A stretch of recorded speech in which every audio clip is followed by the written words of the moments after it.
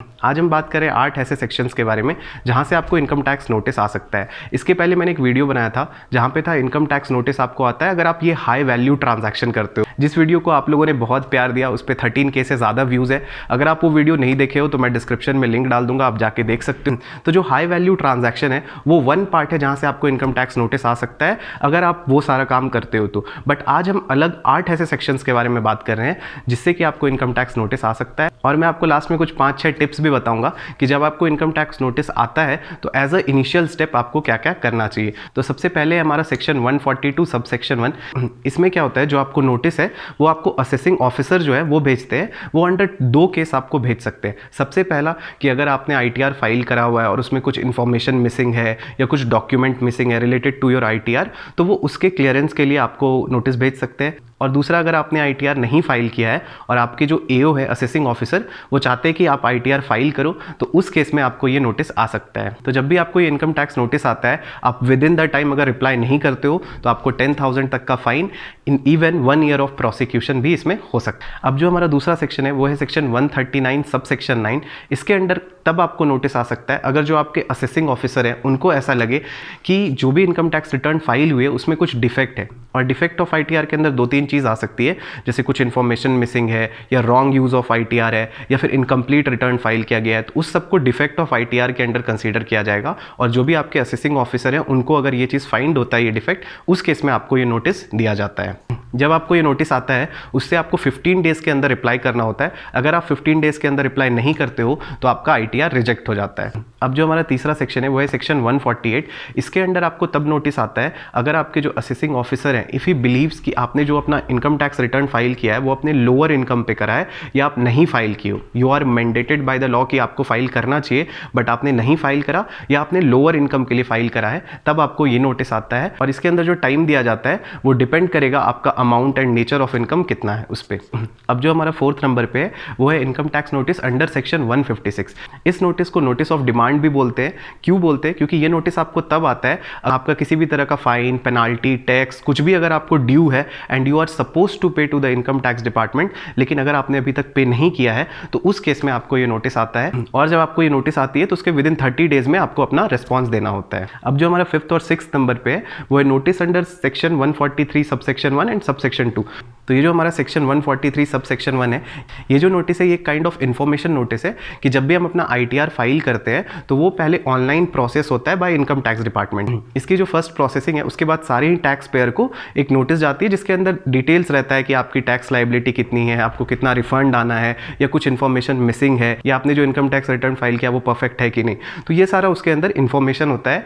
तो ये जो नोटिस है ये एक बेसिक इन्फॉर्मेशन वाला नोटिस होता है। अब जो हमारा सेक्शन 143 के अंदर ही जो सब सेक्शन 2 के अंदर है, ये नोटिस आपको तब आता है अगर इनकम टैक्स डिपार्टमेंट आपने जो भी ITR फाइल किया उसको स्क्रूटनी करना चाहती है। इसमें आपको ये नोटिस आता है, आपको एज अ रिप्लाई जितने भी आपसे क्वेश्चन पूछे गए, जो भी रिलेवेंट डॉक्यूमेंट मांगे हैं वो आपको with in the time reply कर देना चाहिए। और ये नोटिस आपके जो असेसिंग ऑफिसर है वो आपको भेजते हैं जो भी आपका लास्ट फाइनेंशियल ईयर क्लोज हुआ है उसके मैक्सिमम 6 मंथ के अंदर अगर ऐसा कोई स्क्रूटनी वाला आना होता है तो वो आ जाता है।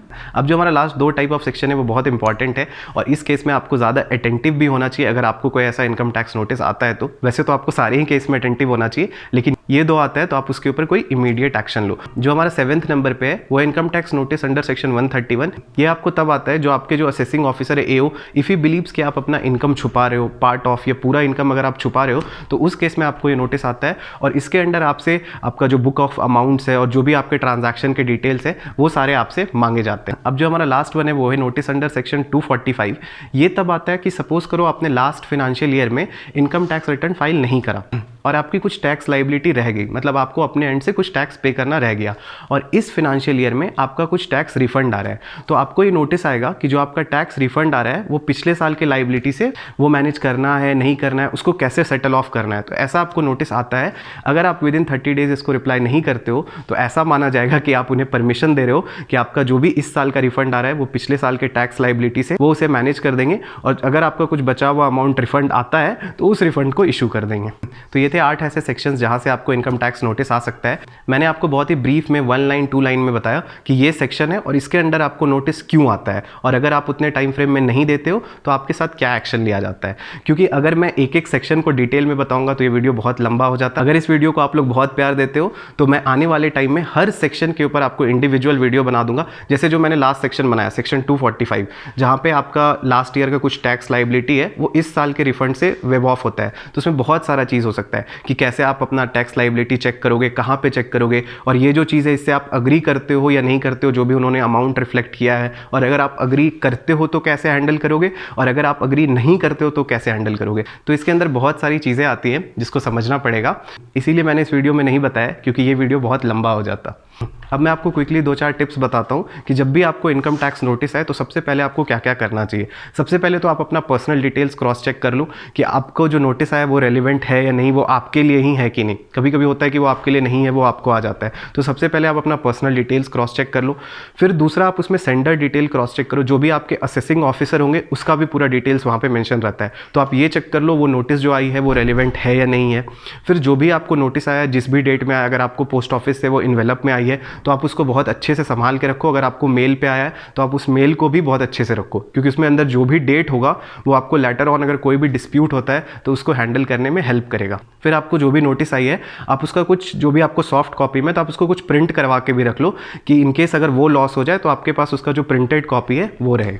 तो बस आज के लिए इतना ही, दैट्स इट। अगर आपको ये वीडियो अच्छा लगा हो तो आप इसे लाइक कर दो, और अगर आप जानना चाहते हो कि इनकम टैक्स नोटिस जो आती है किस किस हाई वैल्यू ट्रांजैक्शन के कारण आपको नोटिस आ सकता है, तो इसके लिए आप मेरे राइट वाले वीडियो पे क्लिक करके डिटेल में देख सकते हो।